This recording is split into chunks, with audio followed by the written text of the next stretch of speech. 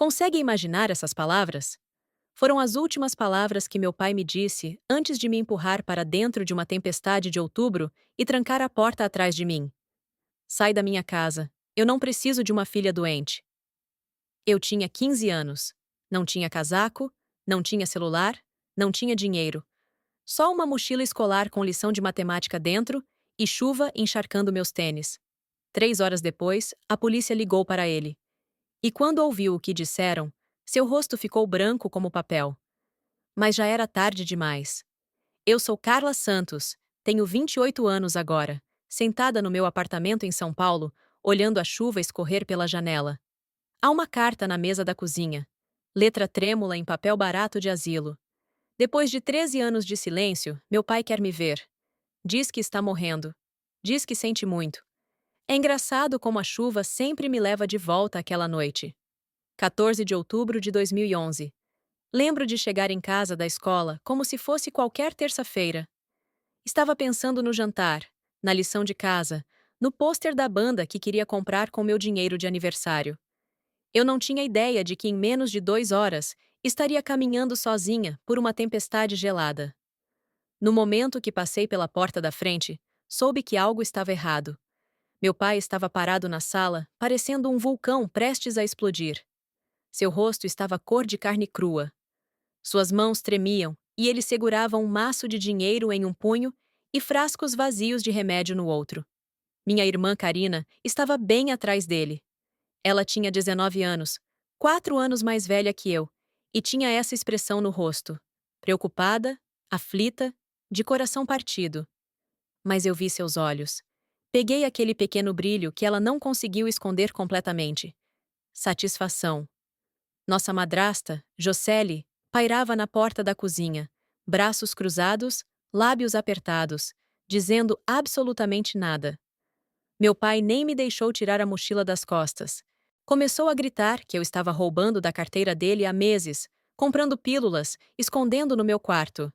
Disse que Karina tinha encontrado as provas. Tentei explicar, mas percebi algo horrível. Ele não estava escutando. Sua mente já estava decidida. Karina tinha passado o dia inteiro o preparando, alimentando-o com mentiras. Ela ficou lá parecendo devastada, dizendo que tinha tentado tanto me ajudar. Foi uma performance magistral, e meu pai engoliu cada palavra como se fosse verdade evangélica. Ele agarrou meu braço e me arrastou em direção à porta da frente. Minha mochila estava ali onde eu havia largado. Ele pegou e jogou no meu peito tão forte que eu cambaleei para trás. Então abriu a porta. A chuva já estava caindo em torrentes, trovão rolando na distância. A temperatura tinha caído 15 graus desde a manhã. E meu pai olhou diretamente nos meus olhos e disse aquelas palavras: Sai da minha casa, eu não preciso de uma filha doente. Ele me empurrou para a varanda. A porta bateu. A fechadura clicou. E assim, aos 15 anos, eu estava sem teto. Fiquei naquela varanda por uns 5 minutos, completamente congelada. Continuei esperando a porta se abrir de novo. Ninguém veio. Meu celular estava na escrivaninha do meu quarto. Não me permitiram pegar nada, exceto o que já estava nas minhas mãos. Minha mochila tinha livros didáticos, meia barra de granola, e absolutamente nada útil para sobreviver uma noite na rua. Sem jaqueta, sem dinheiro, sem jeito de pedir ajuda. Então comecei a caminhar. Meu corpo simplesmente se moveu em direção ao único lugar seguro que conhecia. A casa da minha avó Dorothy, 11 quilômetros de distância. A mãe da minha mãe. A única pessoa que sempre olhou para mim como se eu importasse. 11 quilômetros não parece muito quando você está dirigindo. Quando você está caminhando por chuva gelada com tênis de lona e sem casaco, pode muito bem ser 1100. A marginal Tietê se estendia à minha frente, escura e escorregadia com a chuva. Carros passavam respingando sem diminuir a velocidade. Eu era só uma sombra na beira da estrada. Depois do primeiro quilômetro, minhas roupas estavam encharcadas até a pele. Depois do segundo quilômetro, não conseguia mais sentir meus dedos. Depois do terceiro quilômetro, meus dentes batiam tão forte que pensei que poderiam rachar. Mas continuei caminhando. O que mais poderia fazer?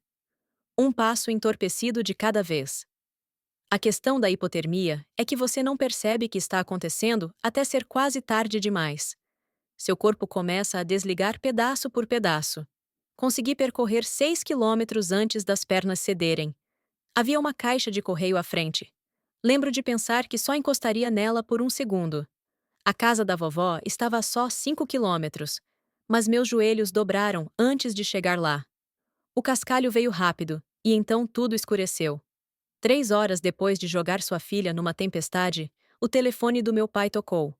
A voz do outro lado era fria e profissional. Sargento Danilo, da Polícia Civil. Houve um incidente. Sua filha foi encontrada inconsciente na Marginal Tietê, hipotermia.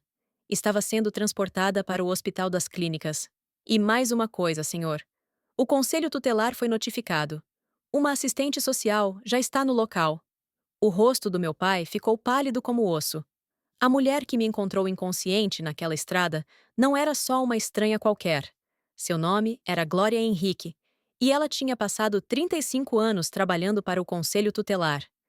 Ela tinha visto todo tipo de abuso, todo tipo de negligência. Ela sabia exatamente o que estava vendo quando encontrou uma adolescente na chuva, sem casaco e sem telefone, e ninguém procurando por ela. E ela não ia deixar passar. Meu pai pensou que estava se livrando de um problema naquela noite. Mas o que ele realmente fez foi acender um pavio. E ele não tinha ideia do que estava prestes a explodir. Para entender o que aconteceu naquela noite, preciso te levar de volta a quando tudo começou a desmoronar.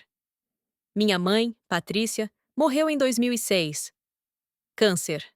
Eu tinha 10 anos. Karina tinha 14. Um dia tínhamos uma mãe que fazia panquecas nas manhãs de domingo. No dia seguinte, estávamos paradas ao lado de uma cama de hospital, vendo máquinas apitar até pararem completamente. Meu pai não lidou bem com isso. Ele basicamente desmoronou em si mesmo.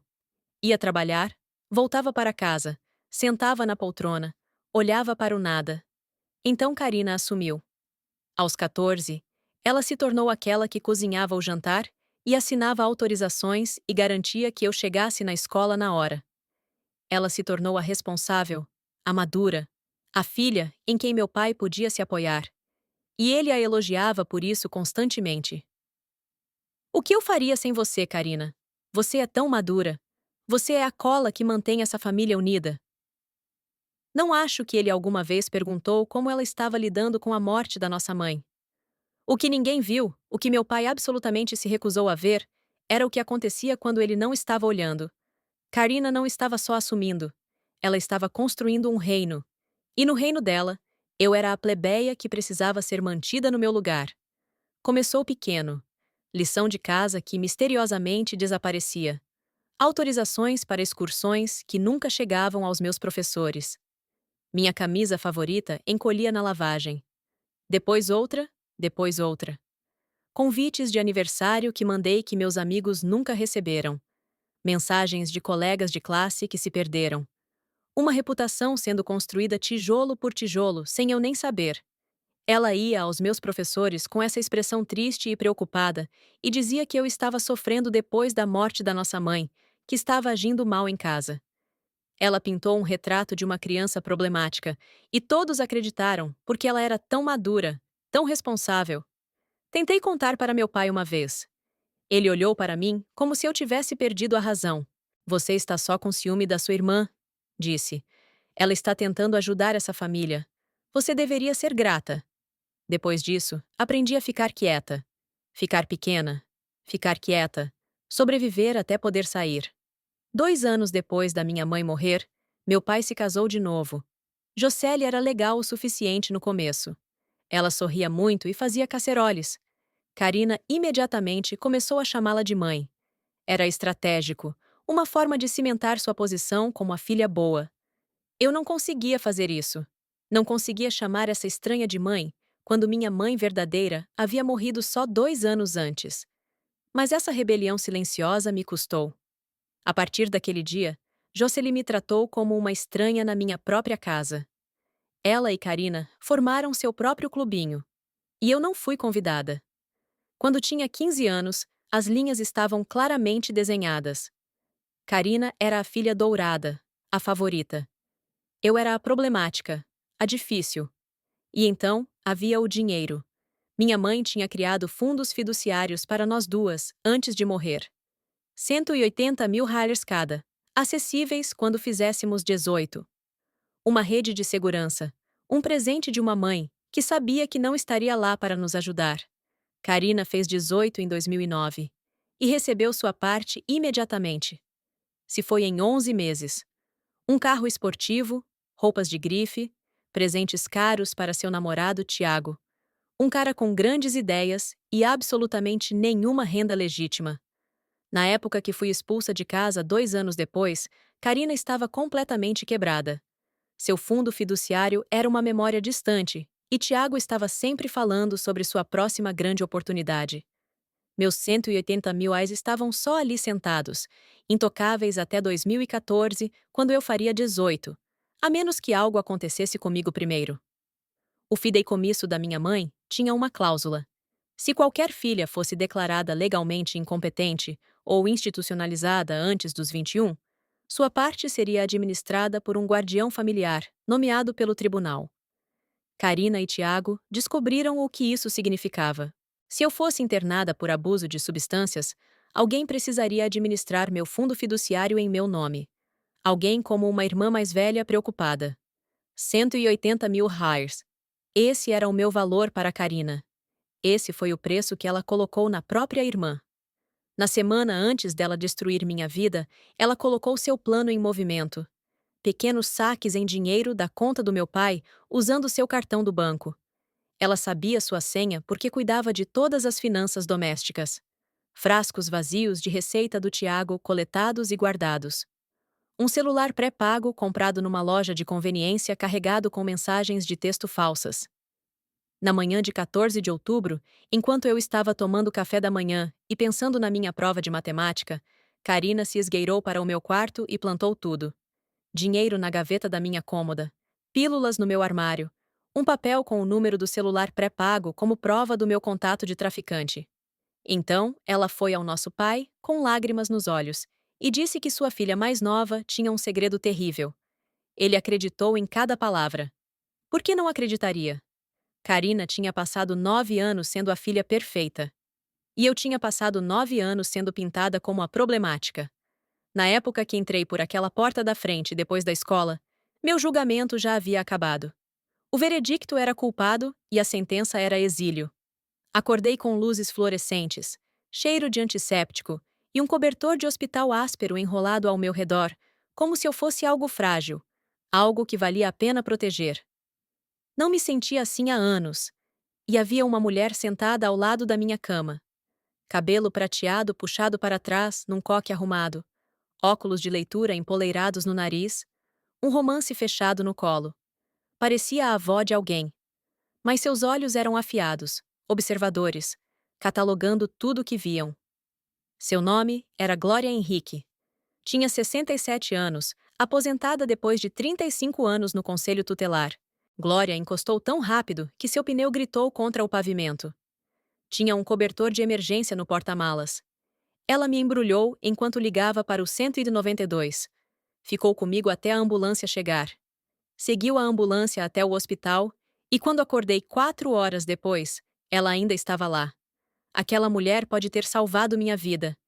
Ela me entregou uma xícara de café quando abri os olhos. Isso é horrível, disse. Mas está quente. Eu ri. Realmente ri. E pela primeira vez em horas, ela sorriu de volta. Esse sorriso conhecedor e gentil que dizia que entendia mais do que eu percebia.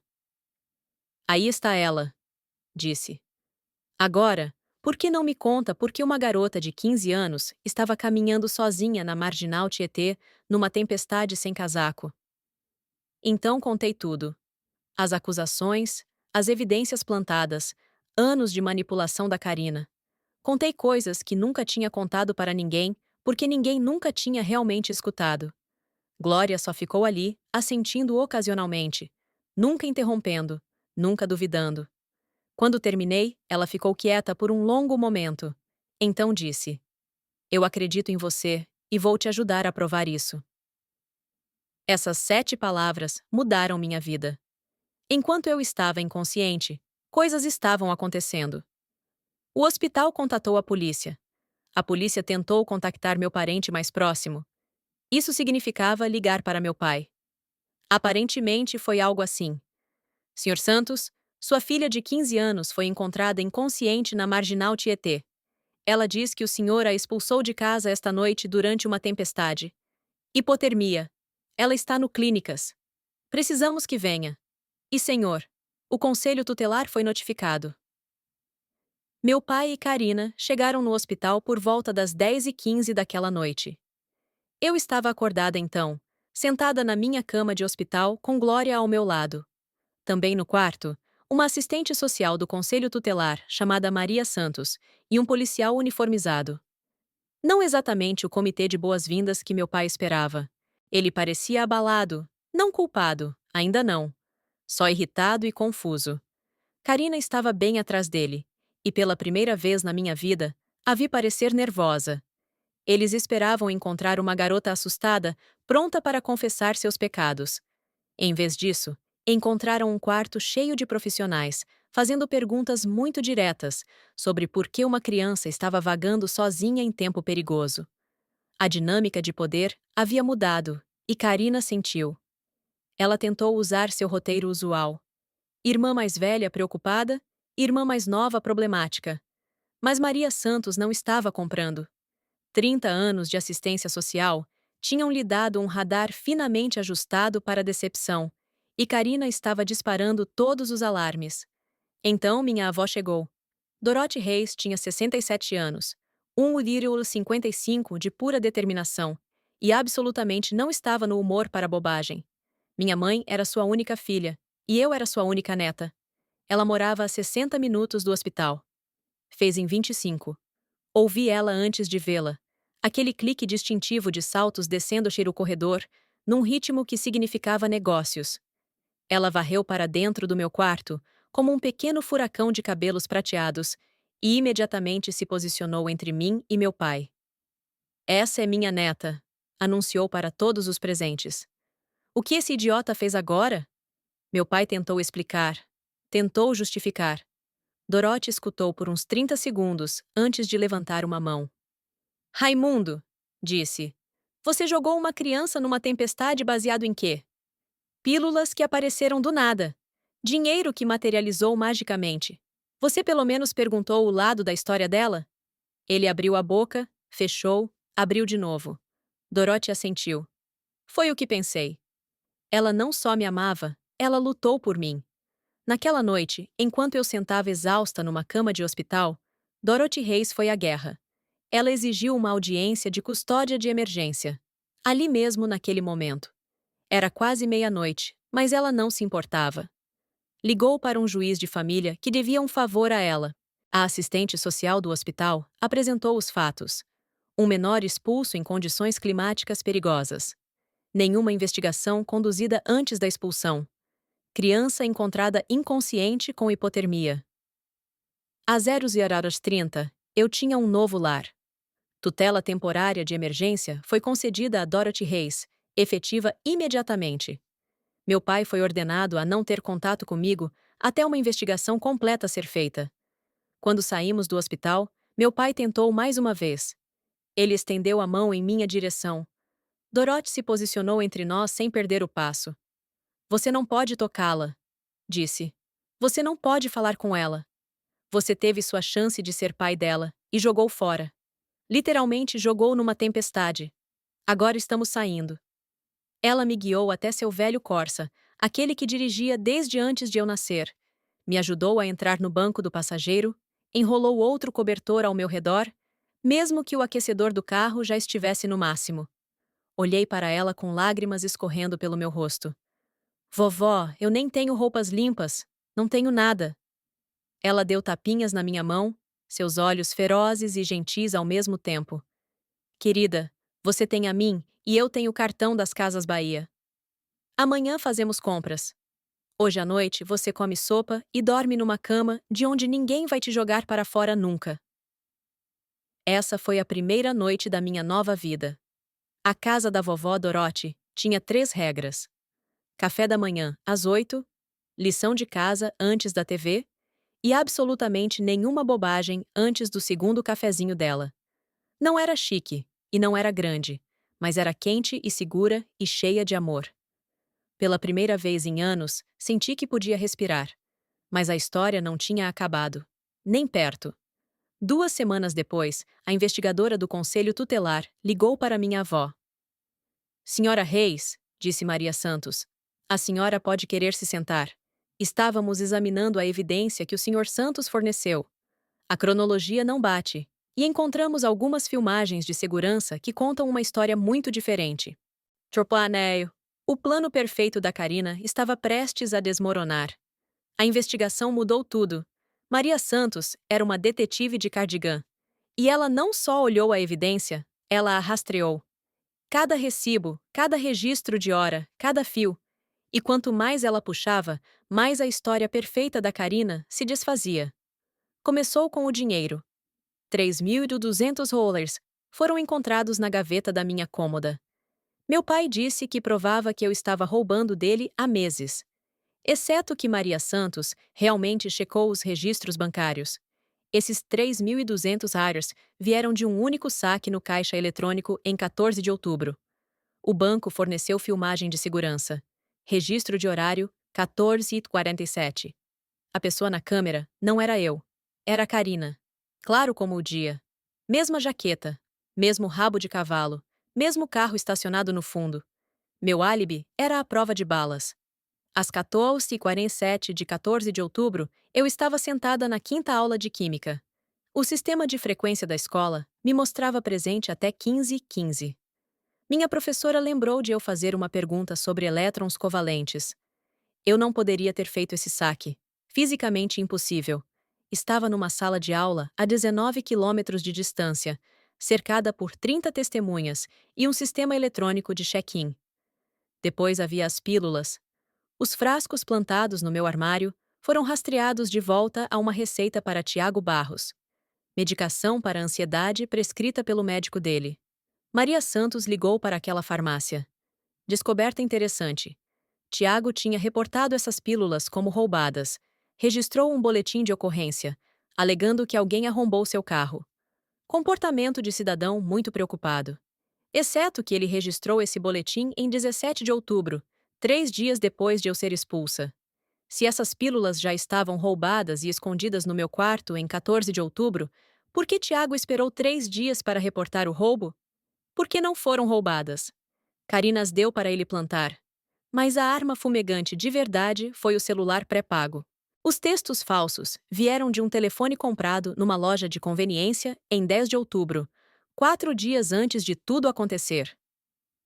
Maria Santos rastreou a loja e pediu suas filmagens de segurança.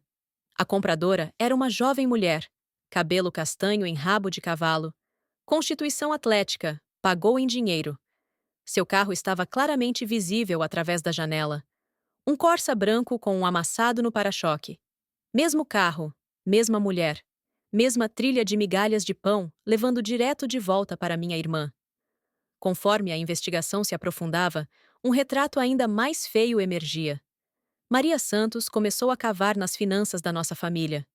O que ela encontrou fez os 3.200 ares parecerem troco. Alguém estava falsificando cheques em nome do meu pai há quase 2 anos. Pequenas quantias primeiro, mas somavam.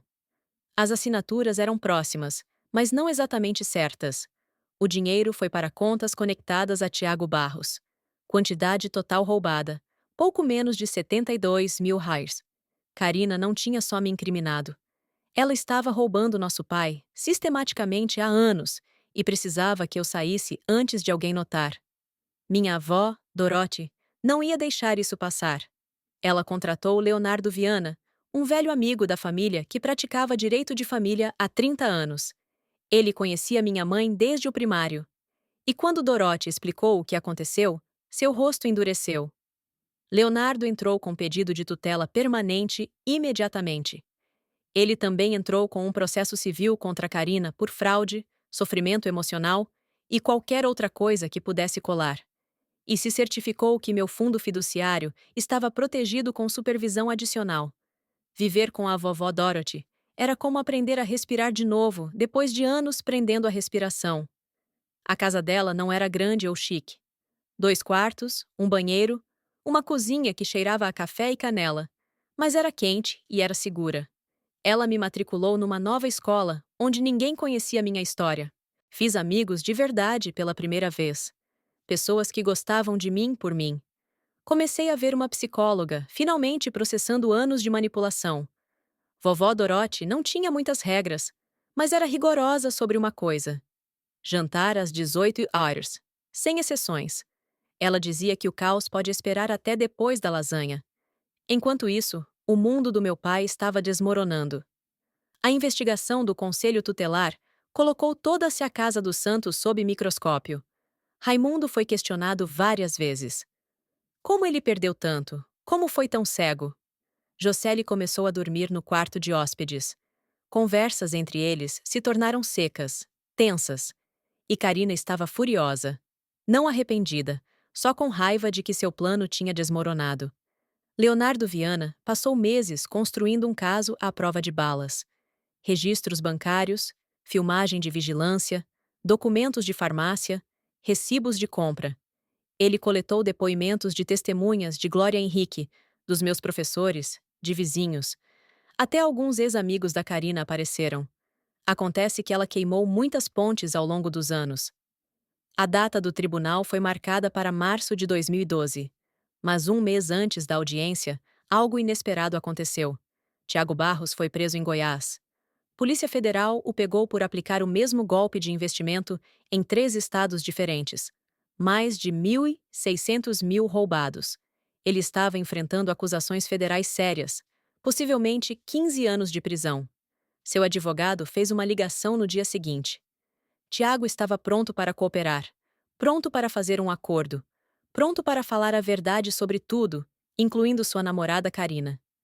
Tiago era muitas coisas.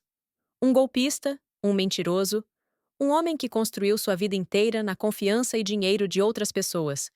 Mas ele não era leal. No momento que promotores federais ofereceram uma sentença reduzida, ele cantou como um canário. Seu depoimento escrito tinha 12 páginas. Ele confirmou tudo. O plano para me incriminar foi ideia da Karina desde o começo. Ela estava roubando do nosso pai há quase 2 anos. Quando percebeu que seu roubo estava ficando mais difícil de esconder, decidiu que precisava de um bode expiatório.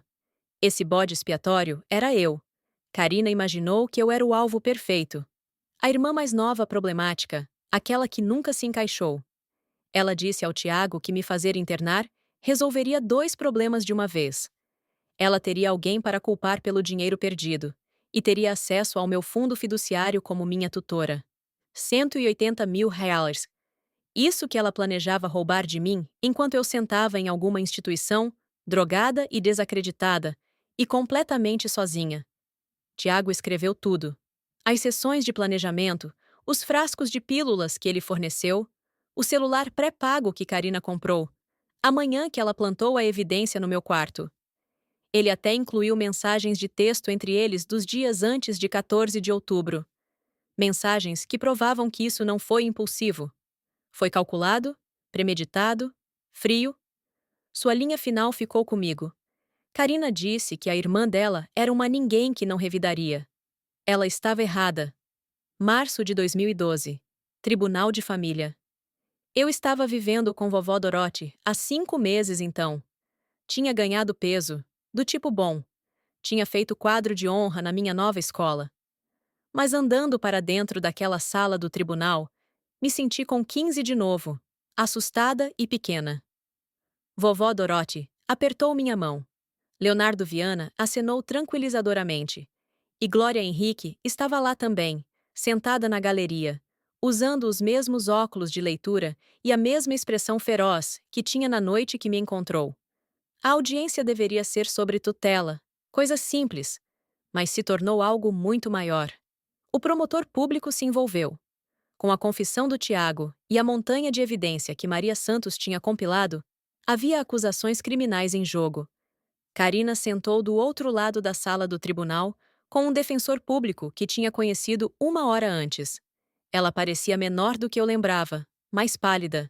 A filha dourada confiante que controlou nossa casa por uma década agora parecia exatamente o que era. Uma jovem mulher assustada cujas mentiras finalmente a alcançaram. Nosso pai sentou sozinho na galeria. Josely se recusou a vir. Ele parecia que tinha envelhecido 10 anos em 5 meses. A evidência foi apresentada sistematicamente, profissionalmente, devastadoramente. Filmagem do caixa eletrônico mostrando Karina fazendo o saque. Meus registros de frequência escolar, provando que estava na aula de química naquele horário exato. Registros da farmácia mostrando o boletim de roubo convenientemente atrasado. Filmagem de segurança da loja de conveniência, mostrando Karina comprando o celular pré-pago. 2 anos de cheques falsificados totalizando 72 mil reais. E a confissão do Tiago, lida no registro palavra por palavra. Quando foi a vez da Karina de testemunhar, ela tentou manter sua história, tentou parecer confusa e inocente. O promotor não estava comprando. Senhora Santos, ela disse, mostrando a fotografia do caixa eletrônico. É você no Banco do Brasil em 14 de outubro às 14h47? Karina engoliu. Ela olhou para a imagem de si mesma, clara como o dia. Eu estava pegando dinheiro para compras. O promotor assentiu devagar. 3.200 euros em dinheiro para compras. E você não mencionou esse saque ao seu pai quando acusou sua irmã de roubar essa quantia exata no mesmo dia. Silêncio. E a localização desse caixa eletrônico fica a 19 quilômetros da escola da sua irmã. Uma escola onde registros de frequência mostram que ela estava presente até 15h15. Pode explicar como ela poderia ter feito esse saque enquanto sentava na aula de química? Mais silêncio. O defensor público da Karina objetou, mas não havia nada para objetar. A evidência era a evidência. Então chamaram Josely. Minha madrasta parecia que queria estar em qualquer lugar na terra. Ela passou anos ficando quieta, ficando neutra. Mas isso era um tribunal, e ela estava sob juramento. O promotor perguntou sobre a manhã de 14 de outubro. Ela viu algo em comum? A voz da Josely mal estava acima de um sussurro. Karina foi ao quarto da Carla naquela manhã, por volta das 7h. Disse que estava pegando um elástico de cabelo emprestado. Ela saiu com um elástico? Não! Ela saiu de mãos vazias. E você notou mais alguma coisa nos dias antes do incidente? Josely fechou os olhos. 2 dias antes, ouvi Karina no telefone com Tiago. Ela disse: tudo está no lugar. E então riu. A sala do tribunal ficou absolutamente imóvel. Quando chamaram nosso pai para testemunhar, quase senti pena dele. Quase. Ele teve que explicar por que expulsou sua filha de 15 anos numa tempestade sem investigar as acusações contra ela. Teve que admitir que nunca checou os registros bancários sozinho. Nunca questionou por que Karina de repente descobriu essa evidência. Nunca pediu meu lado da história. Sua voz rachou quando disse: eu só confiei nela. Ela é minha primogênita. Ela sempre foi a responsável. Juíza Patrícia Moreira estava no banco há 30 anos. Suas palavras cortaram a sala do tribunal como uma lâmina.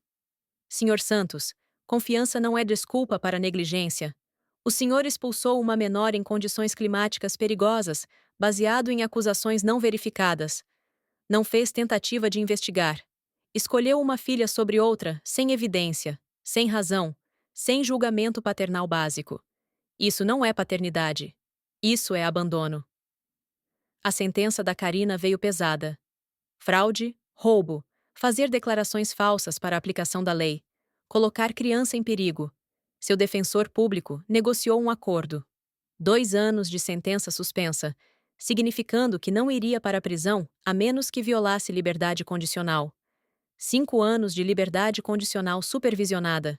200 horas de serviço comunitário. Restituição completa de todos os fundos roubados. Os 72 mil reais do nosso pai e os 3.200 reais que plantou para me incriminar. O tribunal também emitiu uma ordem de restrição permanente. Karina não estava autorizada a me contatar por qualquer razão.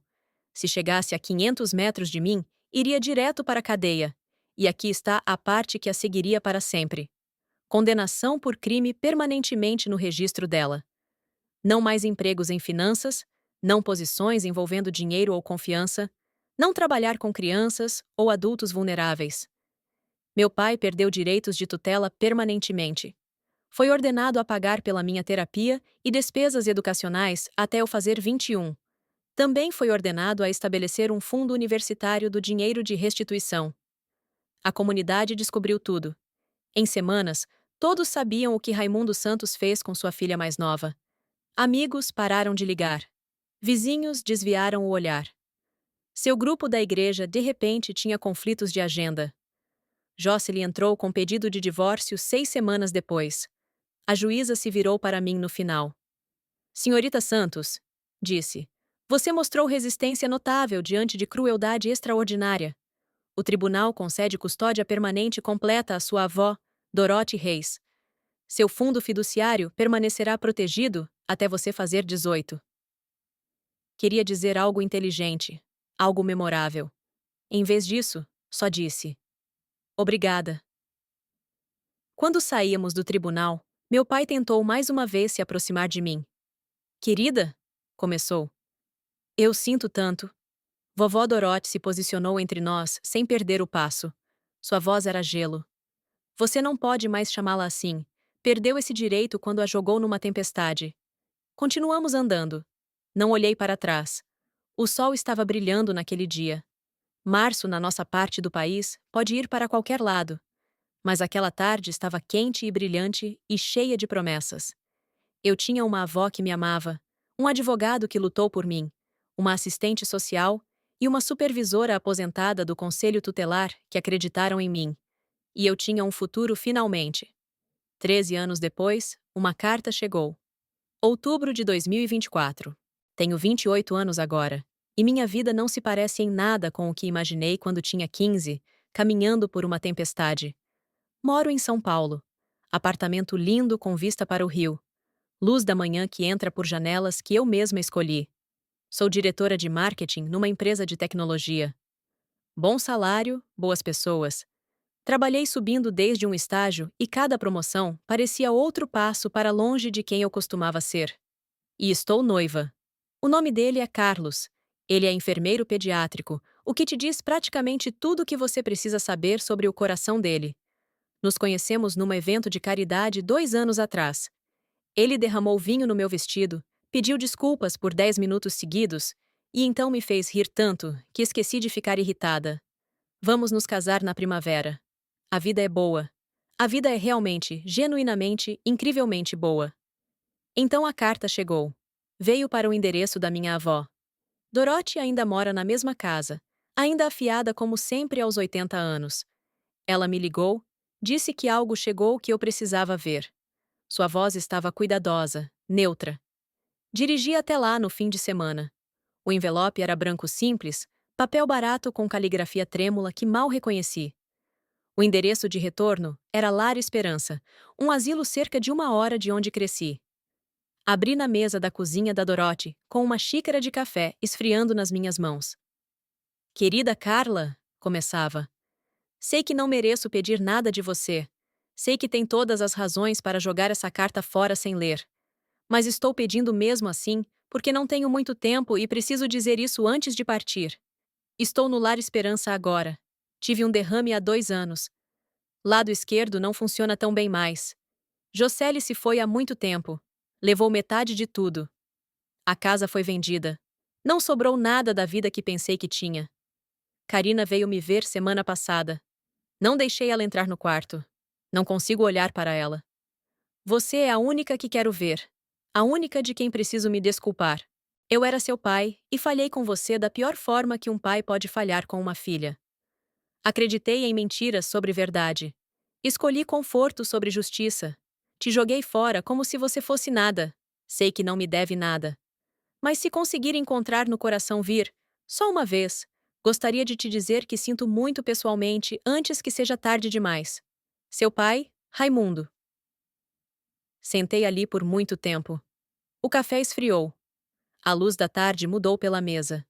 Dorothy não disse nada. Só esperou do jeito que sempre fez, me deixando encontrar meu próprio caminho. 13 anos de silêncio, 13 anos de construir uma vida sem ele. Eu devia algo a ele? Não, não devia. Mas pensei na minha mãe. Pensei no tipo de pessoa que ela me criou para ser antes de morrer. Pensei em quebrar ciclos em vez de perpetuá-los. Decidi ir. Não por ele, por mim. O asilo era exatamente o que você esperaria. Luzes fluorescentes, pisos industriais, cheiro de desinfetante tentando cobrir o cheiro de finais. O quarto do meu pai era pequeno. Cama de solteiro, uma janela, uma televisão montada na parede, passando algo que ninguém estava assistindo. Ele parecia 20 anos mais velho que sua idade real. O derrame tirou algo vital dele. O deixou enrugado e cinzento, e pequeno. Ele chorou quando entrei. Não conseguiu falar pelos primeiros minutos. Só sentou ali com lágrimas escorrendo pelo rosto. Eventualmente, ele encontrou sua voz. Pediu desculpas repetidamente, tropeçando nas palavras. Disse que foi cego, estúpido, cruel. Disse que me perder foi a pior coisa que já fez. Disse que pensava naquela noite de outubro todos os dias. Deixei ele terminar. Então disse o que vim dizer. Eu te perdoo. Seu rosto se desfez de alívio. Mas quero que entenda o que isso significa. Puxei uma cadeira perto da cama dele e sentei. Me certifiquei que estava olhando para mim. Perdão não significa que esqueço. Significa que estou escolhendo não carregar essa raiva mais. É pesada e tem me pesado. E terminei de deixar você ocupar espaço no meu coração. Você me jogou numa tempestade porque acreditou numa mentira. Não acreditou porque a evidência era convincente. Acreditou porque era mais fácil. Porque Karina fazia você se sentir bem sobre si mesmo. E eu lembrava de tudo que perdeu quando mamãe morreu. Você escolheu a mentira confortável sobre sua própria filha. Construí minha vida inteira sem você. Me formei na faculdade. Construí uma carreira. Vou me casar com um homem que nunca, nunca me jogaria fora numa garoa, quanto mais num furacão. Estou feliz, mas você precisa viver com o que fez. Essa não é mais minha carga para carregar. É sua. Ele assentiu, lágrimas ainda escorrendo. Eu sei. Finalmente conseguiu. Eu sei. Só precisava que soubesse que sinto muito. Precisava te ver uma última vez. Fiquei por mais 20 minutos. Não falamos muito. O que mais havia para dizer? Contei sobre meu trabalho, meu apartamento, Carlos, coisas superficiais, seguras. Ele escutou como se fosse a conversa mais importante da vida dele. Quando me levantei para sair, ele estendeu a mão boa, não agarrando, só estendendo. Deixei ele tocar meus dedos por um momento, então saí. No corredor, uma enfermeira me parou. Você é filha dele, né? A mais nova? Assenti. Ela olhou de volta para o quarto dele, depois para mim. Sua irmã veio semana passada. Ele se recusou a vê-la, mandou mandarmos ela embora. Fiquei muito parada. Ele não quis vê-la. A enfermeira balançou a cabeça. Disse que ele só conseguia suportar pedir desculpas para uma filha. E não era ela. Ficou bem chateado sobre isso, na verdade. Disse que não conseguia mais olhar para o rosto dela, sem ver o que ela fez. Não sabia o que dizer sobre isso. Depois de todos esses anos sendo a rejeitada, a filha descartável, aquela que não era boa o suficiente, meu pai finalmente rejeitou Karina, a filha dourada, a favorita. Tarde demais para importar, tarde demais para curar qualquer coisa, mas ainda assim, algo mudou no meu peito. Não perdão exatamente. Já tinha dado isso. Algo mais como conclusão, como a última página de um livro muito longo finalmente virando. Saí daquele asilo para o sol de outubro. Mesmo mês, clima diferente, vida diferente. 13 anos atrás, outubro significava chuva e traição e hipotermia. Agora outubro significa folhas caindo e especiarias de abóbora em tudo. Sim, sou básica. Não me importo. E o aniversário de quando minha vida real começou. Algumas tempestades não te destroem, elas te redirecionam. Naquela noite de outubro, 13 anos atrás, perdi uma casa, mas encontrei meu lar. Perdi um pai que não me merecia, e encontrei uma avó que merecia. Perdi uma irmã que nunca me amou, e me encontrei. Carlos estava esperando quando voltei para São Paulo. Recipientes de comida no balcão, filme ruim na fila da TV. Aquele olhar paciente que ele tem quando sabe que preciso de tempo para processar. Como foi? Perguntou. Larguei minhas chaves na mesa e me apoiei nele. Acho que finalmente terminei, disse. Acho que posso deixar ir agora. Ele me abraçou e não fez mais perguntas. Essa é a questão sobre Carlos. Ele sabe quando pressionar e quando só estar lá. É uma das milhares de razões pelas quais vou me casar com ele. Na próxima primavera, vamos ter o casamento na casa da minha avó. Cerimônia pequena, amigos próximos, boa comida. Dorothy já está planejando o seu menu. Lasanha definitivamente está na lista. E em algum lugar por aí, a vida continua. Minha vida. A vida que construí. A vida que merecia. A vida que finalmente é minha. Obrigado por ouvir minha história. Se ela te tocou, deixe um like, escreva em um comentário o que mais te falou e inscrevam-se no canal. Muitas mais histórias estão por vir. Este não é o fim do meu. Este é apenas o começo de algo melhor.